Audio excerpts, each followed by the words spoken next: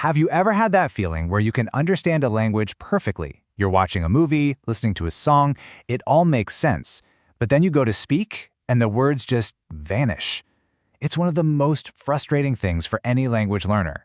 So in this explainer, we're going to dig into why that happens, and I'll show you why it has absolutely nothing to do with you being bad at languages.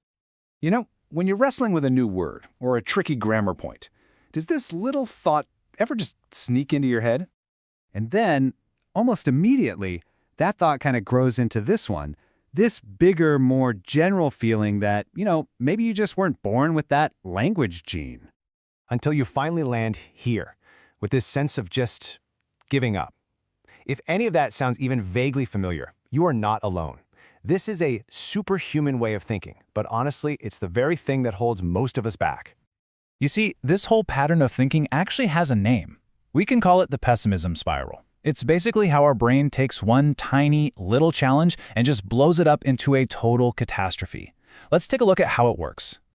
What's so scary about this is how logical it feels when you're in it, right?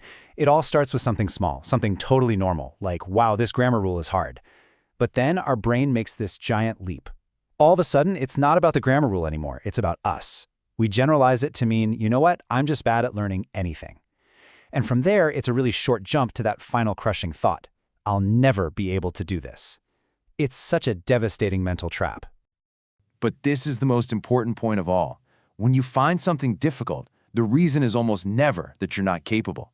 It's not because you're broken or you're not smart enough. There is something else going on entirely. So, if it's not about how smart you are, then what is it about? This is where we get to debunk one of the biggest myths in language learning and really uncover the true engine of progress. Just think about this for a second. We all know brilliant people, right? Doctors, engineers, amazing artists who only speak one language. Nobody questions their intelligence. And that fact, all by itself, should be enough to completely break the connection in our minds between being smart and learning a language. They are two totally different things. Okay, so if it's not intelligence, what's the secret sauce? Well, it really just boils down to these three things. First, building a consistent daily habit. Second, making sure you're always challenging yourself just a little bit, pushing outside that comfort zone. And third, and this might be the hardest one, having the patience to just keep going even when you don't see those big results right away.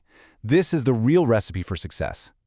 And that leads us right into the power of practice, but not just any practice. We need to talk about shifting from what most of us do, passive learning, to something much more focused and active. This powerful strategy is called deliberate practice, and the definition is actually super simple. It's the act of intentionally doing things that are just a little bit beyond your current skill level. It's not about doing what you already know over and over again. You know that feeling of slight struggle where it's not impossible, but it's not easy either? That is the sweet spot. That's where all the growth happens. Let's use an analogy. Imagine you're learning to play the piano. Path A is the comfy path. You play 100 super easy songs just with your right hand. It feels good, right? You feel productive. But path B? That's the challenge zone. You struggle through just 2 difficult songs, trying to coordinate both hands. It feels clumsy, it's frustrating, but which path is going to make you a better piano player? It's path B, every single time. The improvement is in the challenge. Now, let's apply this directly to learning English. So many of us spend all our time in that left column, the easy way. We watch hours of TV, we listen to podcasts, and we feel great because we understand maybe 70%, but we're not actually engaging with the tough stuff. The hard way, deliberate practice, looks totally different.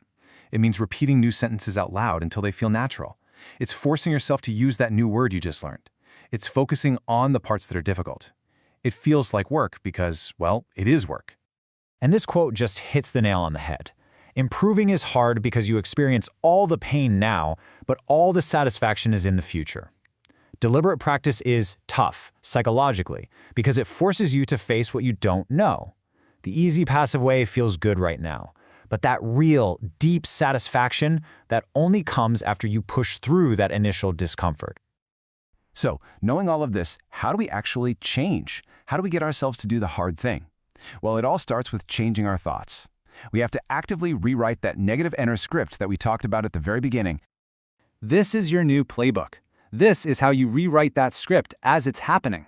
So instead of letting a challenge start that pessimism spiral, you reframe it. When a word is hard, instead of getting frustrated, you think, okay, let's try to use it again and see if I can get it. When that old thought, I'm bad at languages, pops up, you fight back by thinking, whoa, hold on, look how far I've already come. And when it feels like you'll never get better, you remind yourself, this is hard now, but with practice, it will get easier. This isn't just about being positive, it's a strategy to keep you in the game. So forget about becoming fluent tomorrow or next month. Just think about today. What is one hard thing you'll practice? Maybe it's just trying to use one new phrase in a conversation, or practicing one difficult sound for 5 minutes.